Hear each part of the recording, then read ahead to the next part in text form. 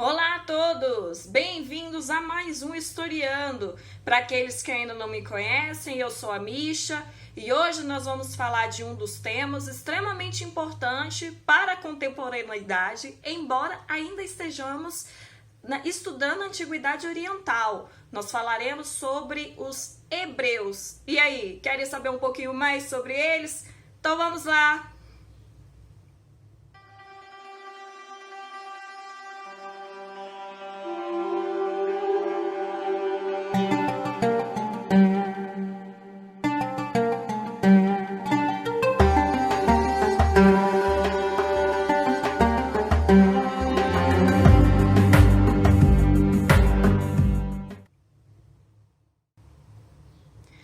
Ok, galera, novamente eu preciso fazer 3 observações antes de nós começarmos propriamente o nosso conteúdo sobre os hebreus.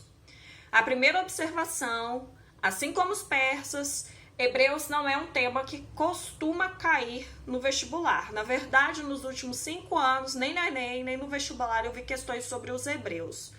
No entanto, aqui vai o nosso segundo motivo, que junta-se a esse primeiro motivo, né? Mas aqui no livro didático também, nos livros didáticos no geral, o conteúdo é mal trabalhado, ele tá de forma muito simplista e o que nos toma um peso maior para gravar essas aulas é que se a gente quer, por exemplo, compreender questão palestina, Segunda Guerra Mundial, ou então mais próximo ainda, temporalmente falando aqui da nossa aula, quando estivermos estudando a Antiguidade Clássica e entender guerras judaico-romana, a gente precisa saber da história dos hebreus. Então, quer dizer, da história contemporânea e história antiga, não estudar os hebreus, a gente vai ficar com um vazio, e esse vazio ele vai pesar mais à frente. E aí, como faz parte da grade curricular do ensino médio, não tem por que, então, nós não deixarmos de falar dos hebreus. Então, isso para justificar para vocês o porquê a gente está fazendo uma aula mais elaborada. Mesmo porque a gente sempre pesquisa e vê que se fala muito rápido dos hebreus, a gente precisa de um pouquinho mais de aprofundamento. E aí, primeira coisa a se falar dos hebreus é que eles também são chamados de judeus ou israelitas. Porque às vezes a gente fala, o hebreu, judeu, israelita, isso fica assim, que é cada um? Não, é tudo a mesma coisa, tá? Eles também são chamados assim, hebreus, judeus, israelitas. Eles habitavam a Palestina, que é o território localizado entre a Mesopotâmia e o Egito. E foi nessa região, por exemplo, que nasceu Jesus Cristo. Então dá pra ver a importância dos hebreus aí, nem que seja só no aspecto religioso ocidental, quando estamos falando aí do cristianismo. Hoje, a área corresponde mais ou menos ao Estado de Israel e às terras administradas pela Autoridade Nacional Palestina. E a história dos judeus, ela é marcada por migrações, perseguição, fuga, lutas, cativeiro, dispersão. Tudo isso faz parte da história do povo hebreu, que conseguiu preservar sua tradição e cultura, mesmo vivendo espalhados pelo mundo. Os hebreus não construíram um império territorial, diferente dos povos da Mesopotâmia ou do Egito. Mas eles transmitiram uma importante herança cultural às civilizações que os sucederam, e falaremos disso mais à frente, que é o monoteísmo.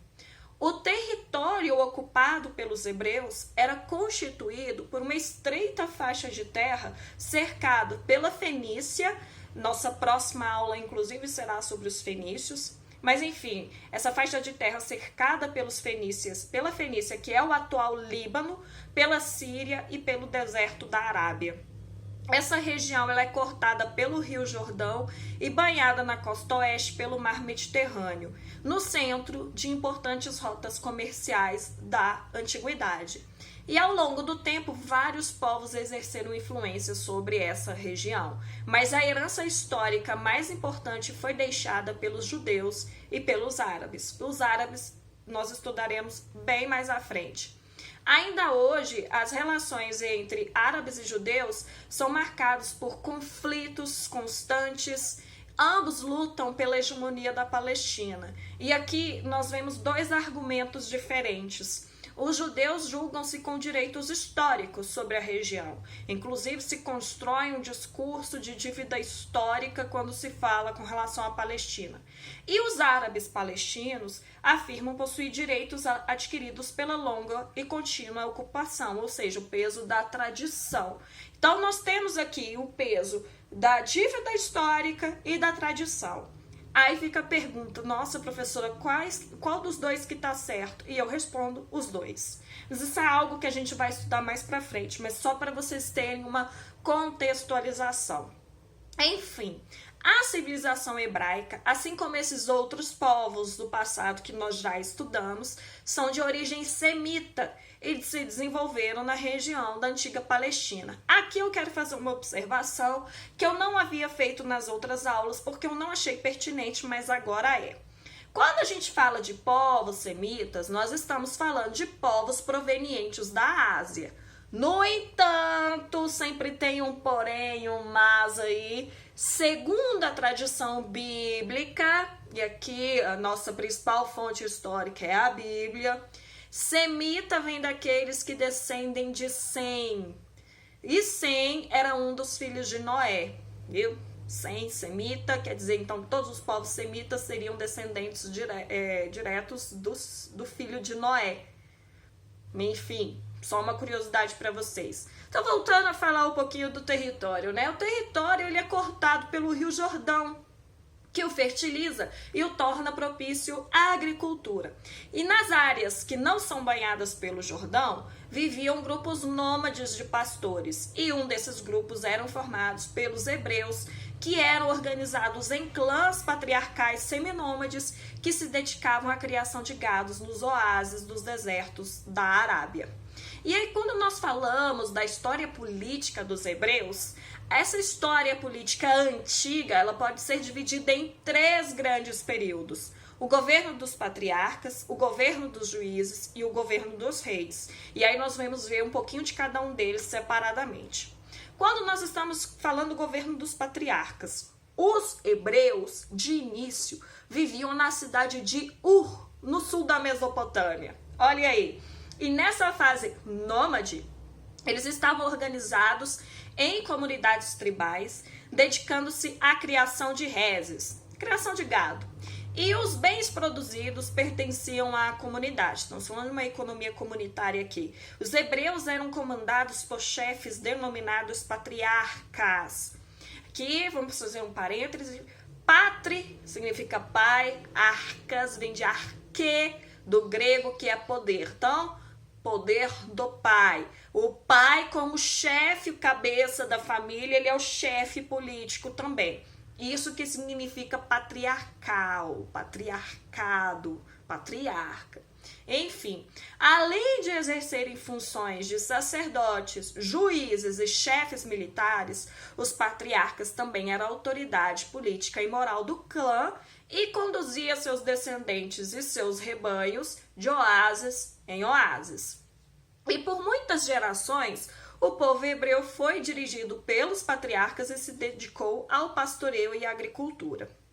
Abraão, que é o grande patriarca que nós conhecemos, nasceu na cidade suméria de Ur.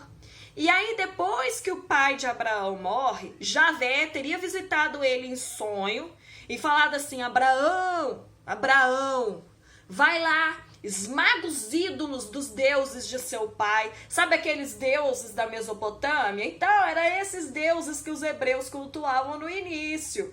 E aí Javé teria aparecido para Abraão e falou: só destrói isso aí, ó, tudo mentira.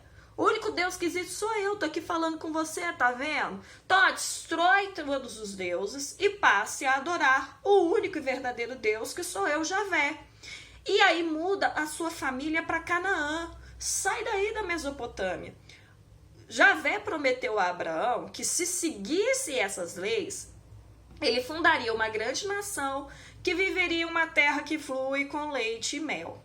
E aí eu acho assim, né, que ele meio que exagerou com relação à Palestina, né, porque é uma terra assim, meio mais ou menos, meio sem graça, meio seca, meio desértica, né, só ali na área do Rio Jordão que é massa, então enfim, né.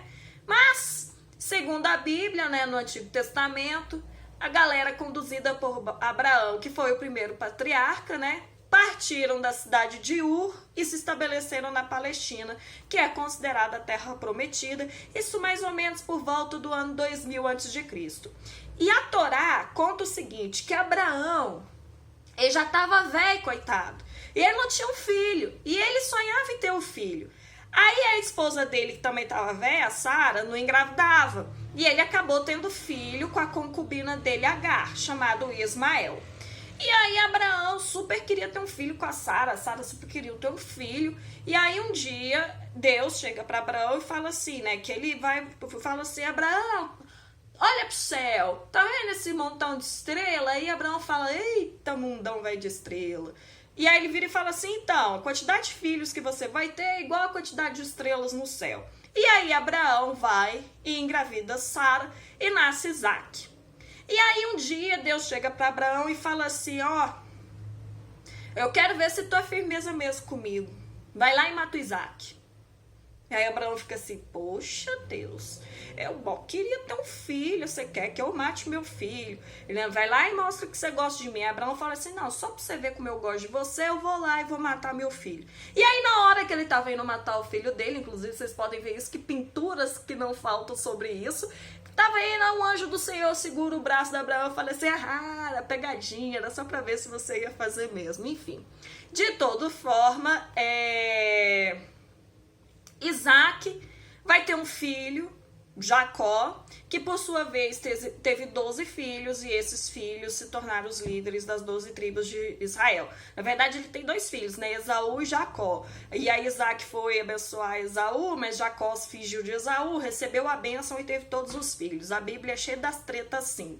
Assim como vocês veem aí que a poligamia não era um problema não, né? Porque Abraão tinha a esposa dele e engravidou a concubina.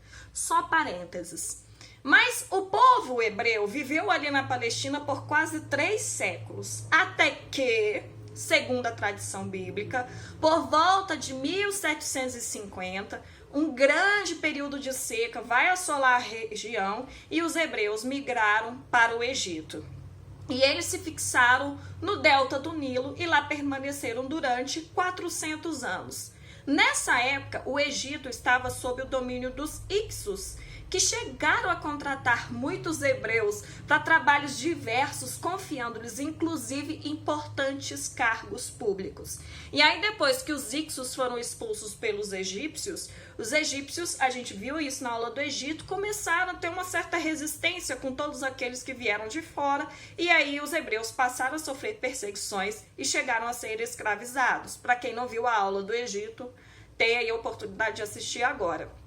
E aí, liderados por Moisés, os hebreus deixaram o Egito e iniciaram o retorno à Palestina num episódio conhecido como Êxodo. Tem um livro inteirinho da Bíblia só sobre isso para vocês.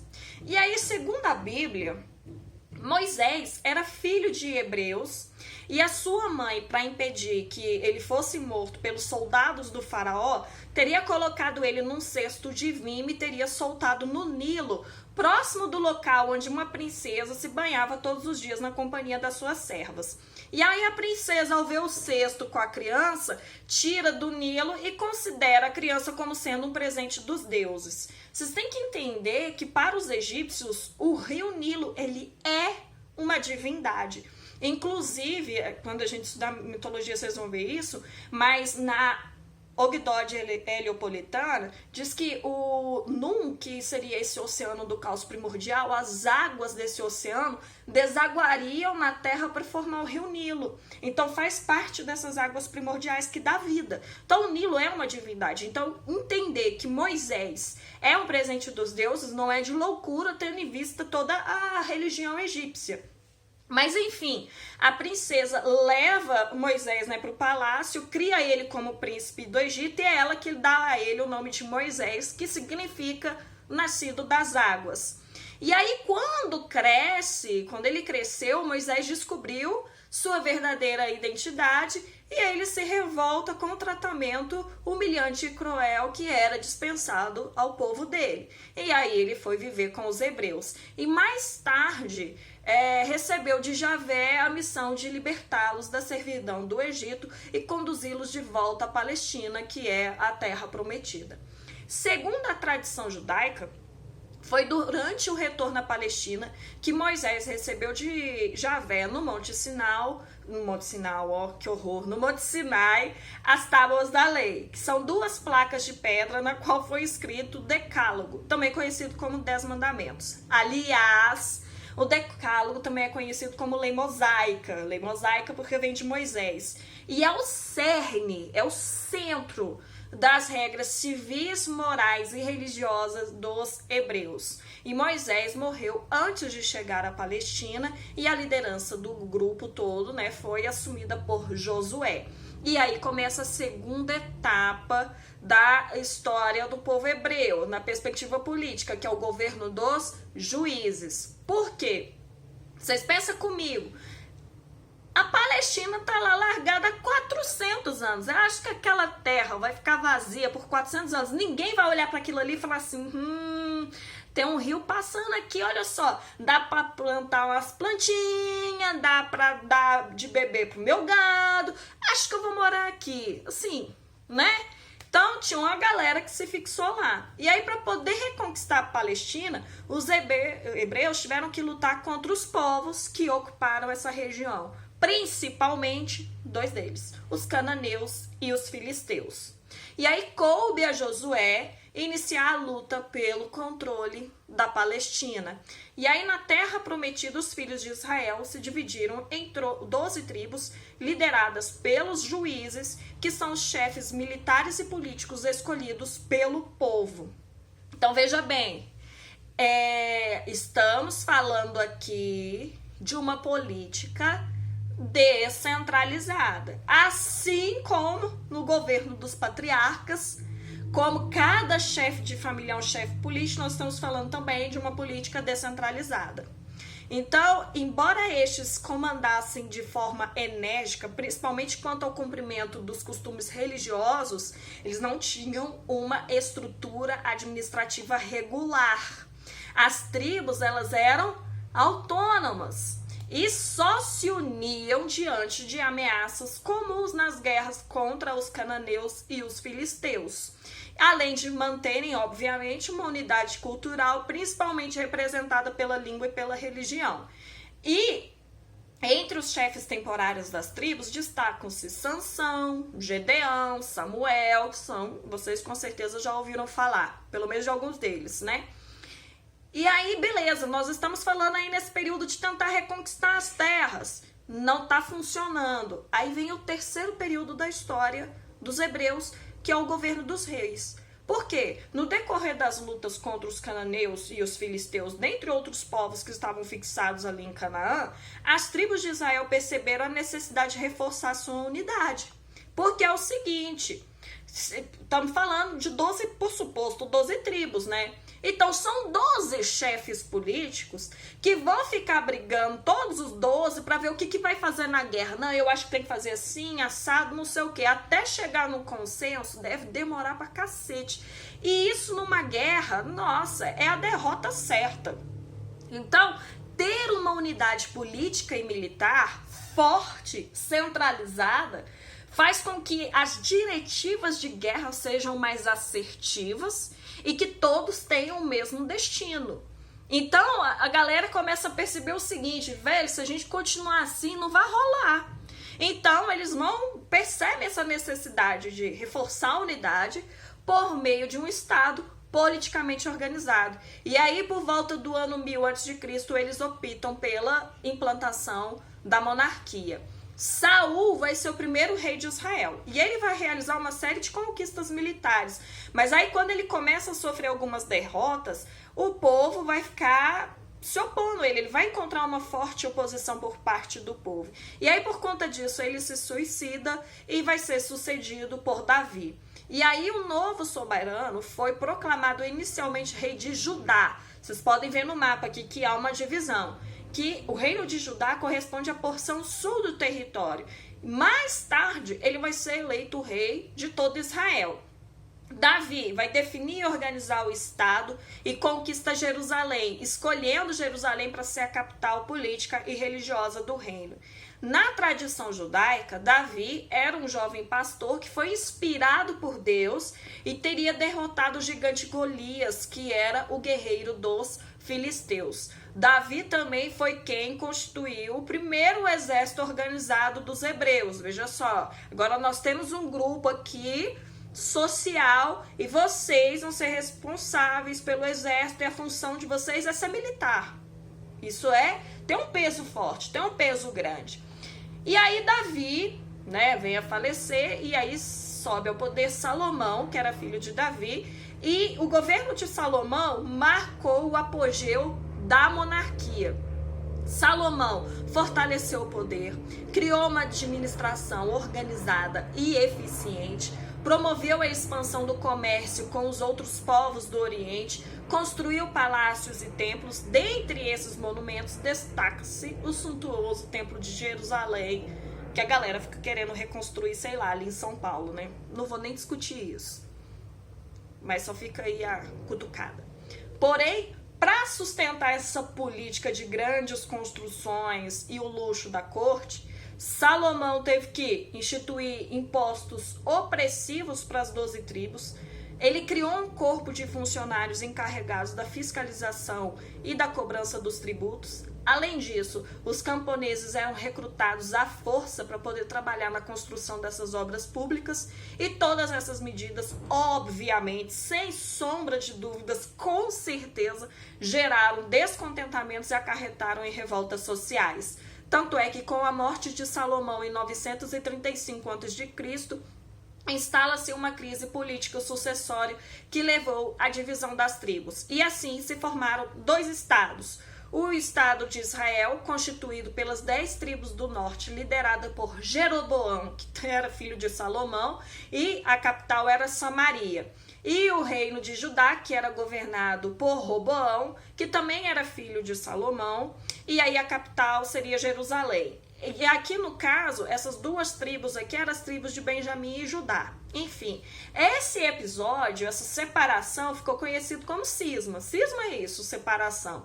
Os habitantes do reino do norte, que é Israel, passaram a ser chamados de israelitas, e os do reino do sul, Judá, tornaram-se conhecidos como judeus.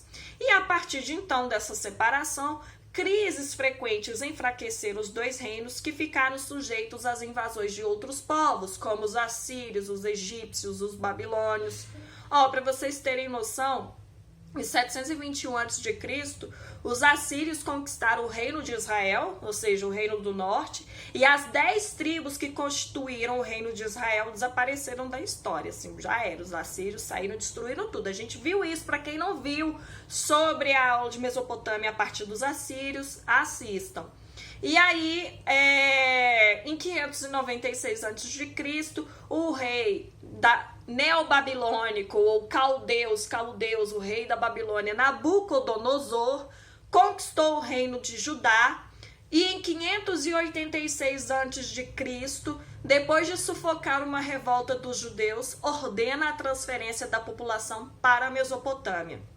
Esse episódio ficou conhecido como Cativeiro da Babilônia, e ele dura de 586 até 538 a.C., quando Ciro, rei da Pérsia, após conquistar os territórios babilônicos, inclusive a Palestina, permitiu que os judeus retornassem a Jerusalém e reconstruíssem seu templo. Não viram a política de Ciro, de que ele virava e falava assim: eu tô conquistando aqui sua terra, ela é minha agora, tá? Não é sua não. Mas eu não vou te tirar do poder não, você pode administrar aí do jeito que quiser, sua religião, tô nem aí. A única coisa que eu quero que vocês façam é o quê? Paga o tributo. Então era isso que o Ciro fazia. Na dúvida, assiste a nossa aula sobre Pérsia, para poder complementar o conteúdo.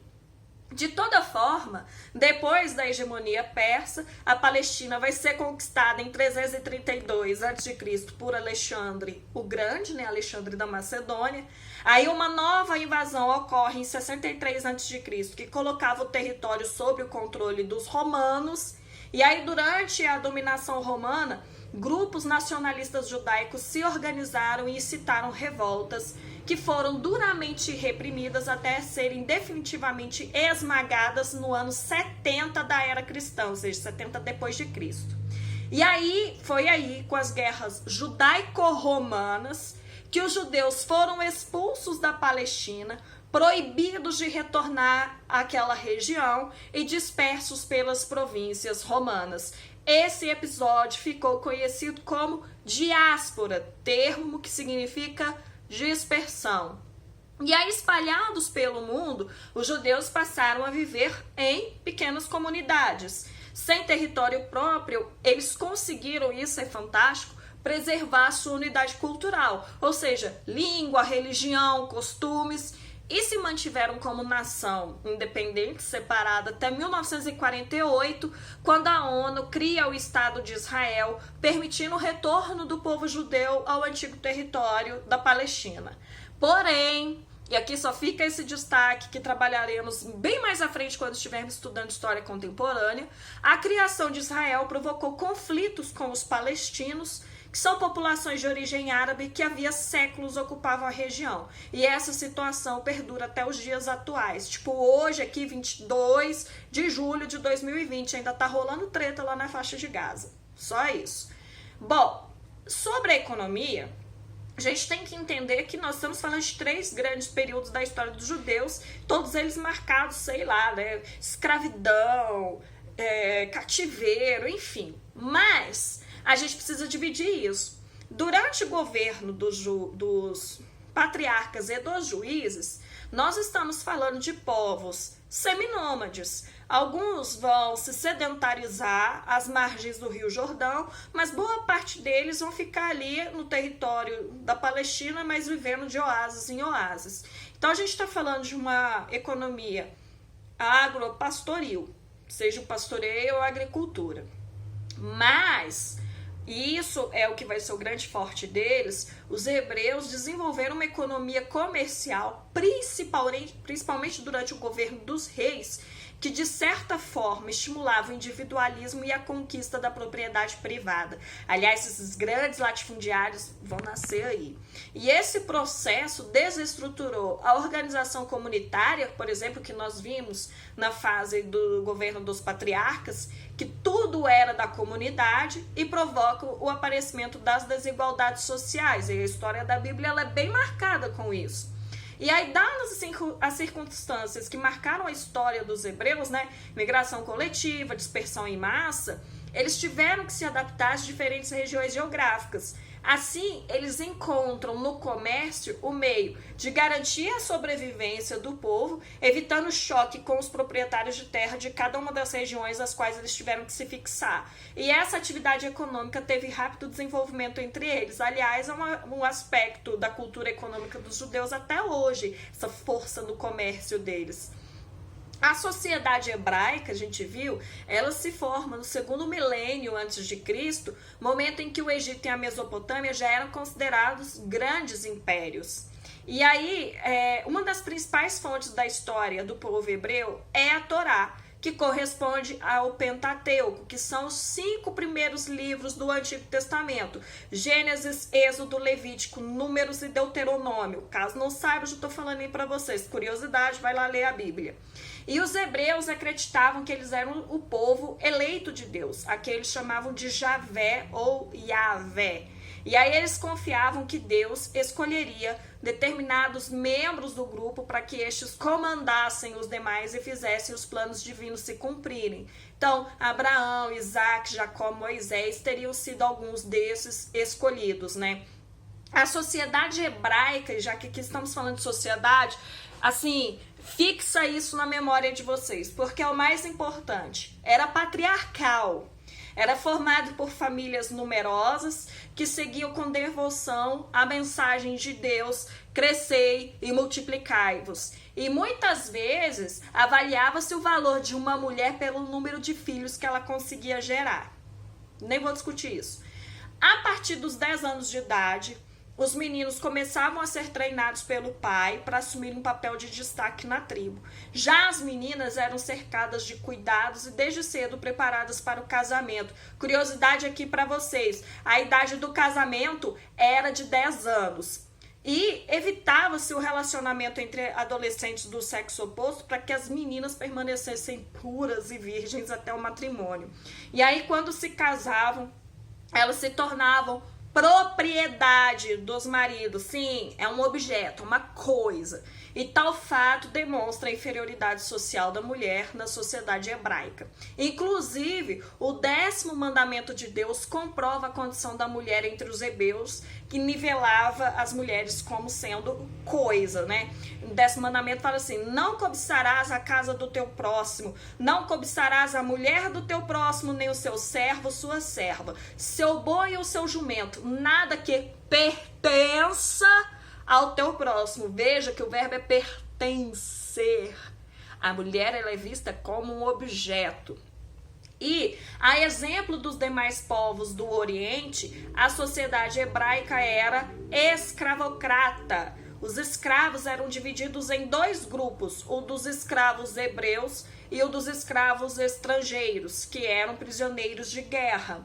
E ambos detinham alguns direitos assegurados pela lei religiosa, como de possuir bens materiais, de converter-se ao judaísmo, de se casar. E vale a gente destacar aqui um pouquinho, já que a gente está falando de sociedade, sobre a monarquia, né? Porque a monarquia em Israel, ela emergiu como uma antítese do sistema tribal. Por sua própria natureza, e nesse caso específico, a monarquia, ela atua como catalisadora de certos processos sociais, dos quais alguns eram antigos e outros novos, né?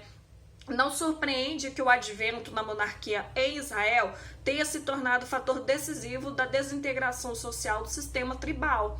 No começo, a monarquia aparentemente tentou coexistir com a autoridade tribal e provavelmente se esforçou para poder incorporar a autoridade tribal na administração do reino. No entanto, a força crescente da autoridade real centralizada inevitavelmente leva a confrontos com os interesses dos líderes tribais, que naturalmente lutavam para preservar sua autonomia, mesmo que anteriormente eles tivessem concordado com a criação da monarquia para poder atender a certos requisitos, como, por exemplo, a conquista do território lutando contra os cananeus e os filisteus. As atividades da monarquia, especialmente a divisão da terra em regiões administrativas, também servia para enfraquecer e restringir a autoridade tradicional de origem tribal. A monarquia também minou a liderança tribal, criando toda uma nova classe de funcionários, né, que são os funcionários reais, dependentes diretamente do rei, dos mais altos ministros a oficiais, soldados profissionais, gerentes, trabalhadores que trabalhavam ali na propriedade real. E, simultaneamente, nós temos também o sacerdócio designado, né? Bem como uma comunidade mercantil emergente, que eu falei isso para vocês, na questão econômica, que prosperavam sob a influência da monarquia, né? E a economia monárquica também incentivou o rápido desenvolvimento de habilidades especializadas, como, por exemplo, artesanato, o status do artesão, que vai ter, né, uma proeminência muito grande dentro da sociedade.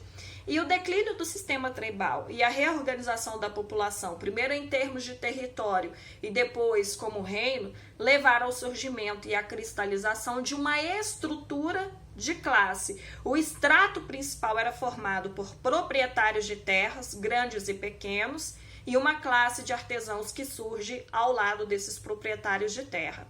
E aí estratos adicionais surgiram no curso do período monárquico, funcionários reais, comerciantes, funcionários do governo. Contudo, permanece impossível reconstruir uma imagem satisfatória da estratificação social geral dos hebreus. A Bíblia se refere a várias classes sociais sempre que a narrativa exige. e aparentemente reconhece a existência da estratificação social, embora enfatize principalmente a divisão entre os livres e os escravizados, os pobres e os ricos, e isso aparece ao longo de todo o texto bíblico e da Bíblia, até do Antigo ao Novo Testamento, né? Então seria, portanto, um erro tentar reconstruir um modelo completo de estratificação dessa sociedade. Um esboço amplo que inclua as classes alta, média, baixa, juntamente com os elementos marginais e os escravos, é o suficiente. O sacerdócio não está incluído nessa divisão mencionada por causa de seu status especial e das funções rituais dentro da sociedade, embora, em parte, possam ter sido considerados oficiais do governo, né? A base ampla do reino e mais tarde dos reinos separados de Israel e Judá eram os proprietários de terra e os camponeses que junto compunham a maior parte da população. As fontes frequentemente mencionam os proprietários de terra tanto por causa de suas atividades políticas quanto em conexão com as denúncias que eram lançadas pelos profetas. Aliás, a Bíblia também está cheia disso, de reclamar da galera que possuía terra, né? Isso aí não, acho que não é novidade aqui para ninguém. As grandes propriedades, elas começaram a aparecer mesmo antes da monarquia. No entanto, no geral, grandes propriedades eram um produto das políticas econômicas do rei, que recompensava seus apoiadores e seguidores com doações de terras dos territórios que eram conquistados, anexados ou adquiridos, né? Aí abaixo, na escala social, ficava a classe dos pequenos proprietários de terras, dos arrendatários das grandes propriedades e das propriedades reais. As origens desse grupo podem estar no campesinato que havia perdido a sua própria terra devido à pobreza ou por conta da expropriação. Alguns podem ter sido assentados em terras pelos reis que queriam fortalecer as regiões fronteiriças e impedir distúrbios sociais. Então era mais ou menos assim, olha, agora que você não tem terra, não tem nada, então assim, olha, eu vou te dar um pedacinho de terra ali naquela fronteira ali, tá tendo guerra pra caramba, os povos querendo invadir, você fica lá e protege a região. Então, os reis conseguem obter maiores receitas da terra dessa maneira do que se tivesse pegado essa galera que foi expropriada, que perdeu suas terras e que elas se tornassem escravas. Então, é uma política administrativa dos monarcas nesse período. E mais abaixo na escala social estavam os trabalhadores sem propriedade ou aqueles sem habilidade, que eram contratados por dia ou por estação. São conhecidos como jornaleiros, porque eles recebiam por jornada de trabalho. Então, eles eram empregados nas grandes propriedades pelos artesãos ou a serviço do rei ou também por indivíduos particulares. E mais abaixo de todo mundo ali, o que está no fundão ali, ó, na base dessa pirâmide social, estavam os escravos, que eram privados de todos os direitos. Eles eram de várias origens, alguns haviam sido cativos, capturados em batalha, e por fim havia os israelitas, que estavam tão pobres, mas tão pobres, que a única opção deles era se submeter, ou voluntariamente, ou sob coação, à servidão aos seus credores. E a lei bíblia confere ao escravo israelita certos direitos. Embora esses direitos podem cair dentro dos limites do que a gente chamaria de uma utopia social legal, porque diz a Bíblia que depois de um certo período de tempo limitado em que eles estavam de cativeiro, servindo como escravos, eles deveriam ser libertados. Aí vocês imaginem, né? Vocês acham que a galera vai libertar a galera. Uma galera libertar a galera, ficou horrível, né? Mas enfim, um dono de escravo vai libertar o dono de escravo? Há poucas evidências que os escravos recebessem sua liberdade regularmente. Parece ter havido uma distinção, né, entre o escravo que era comprado, cativo de guerra, e esses de origem hebraica. Mas mesmo assim, a situação deles igual era horrível, então não tem muita diferenciação. Agora, no plano cultural, saindo desse aspecto social, o plano cultural, os hebreus, eles são importantes para a cultura do mundo ocidental, porque a moral e a ética dos hebreus formaram o seu mais importante legado e serviram de base para o judaísmo e o cristianismo, e a gente bebe disso até hoje, né? A principal forma de expressão cultural e literária dos hebreus encontra-se nos livros bíblicos. E para aí, basicamente, né? A palavra Bíblia é derivada do grego Biblos, que significa papiro, papel, livro, significa o conjunto de livros sagrados, não importa qual seja o credo. Usualmente, a palavra Bíblia é ligada ao livro sagrado dos cristãos, mas ela também pode designar o livro sagrado dos judeus. E além do aspecto religioso, a Bíblia é considerada um documento histórico. Aliás, praticamente a única fonte histórica que a gente tem para poder estudar a história dos hebreus, porque traz, entre outras coisas, a história dos judeus, referências a outros povos da antiga Palestina, filosofia antiga, costumes e tradições judaicas, elementos do cotidiano desse povo, referências a locais e episódios históricos da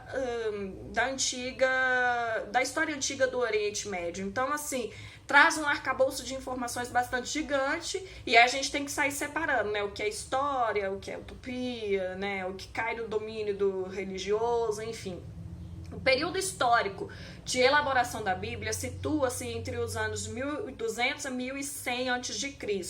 Então, veja bem, né?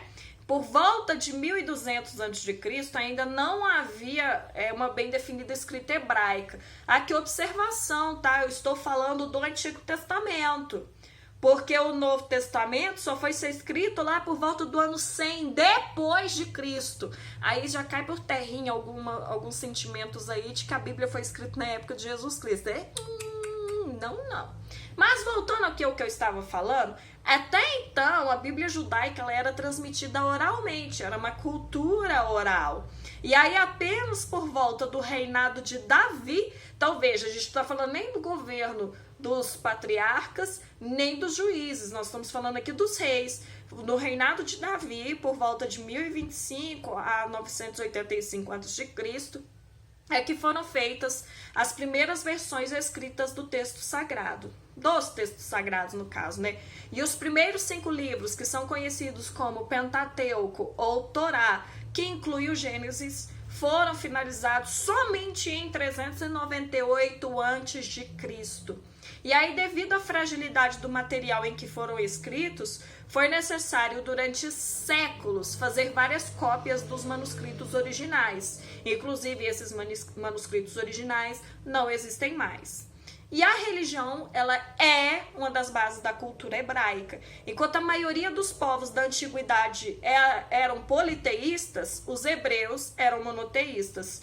E aí, por meio da crença no Deus único e supremo, que seria criador do universo, onipotente, onisciente, onipresente, os hebreus edificaram o judaísmo, cujos fundamentos foram assimilados na concepção do cristianismo e do islamismo, né? Os judeus acreditavam na vida de um Messias, daí o messianismo, né, enviado por Deus para conduzir os seres humanos à salvação eterna. Daí vem essa lógica soteriológico-salvífica, né, dessa salvação que virá após a morte.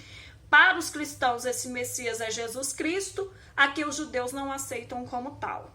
E aí, com isso, a gente consegue finalizar pelo menos um aspecto geral dessa história dos hebreus. E aí a gente precisa fazer um resumo de tudo que nós vimos. Nós vimos que a localização deles está na Palestina, né? O atual Estado de Israel, mais as terras administradas pela Autoridade Nacional Palestina, isso aí em conjunto seria onde se localizava, né, a antiga terra dos hebreus, a antiga Canaã.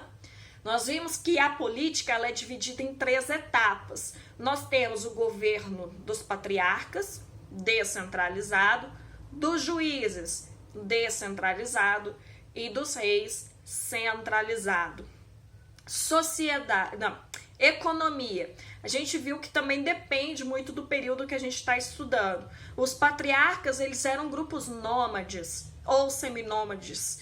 Então, estamos falando de uma economia agropastoril. O mesmo vale no governo dos juízes, mas se modifica no governo dos reis com o peso crescente do comércio e a formação da propriedade privada. No campo da sociedade, embora eu tenha feito toda aquela estratificação para vocês terem uma ideia, a gente não consegue falar com certeza como era, a gente tem uma ideia geral. Mas o que precisa fixar para vocês é que uma sociedade patriarcal. O patriarcado nasce daí, com os hebreus. Beleza, sociedade foi. No plano cultural, o destaque para nós é a Bíblia.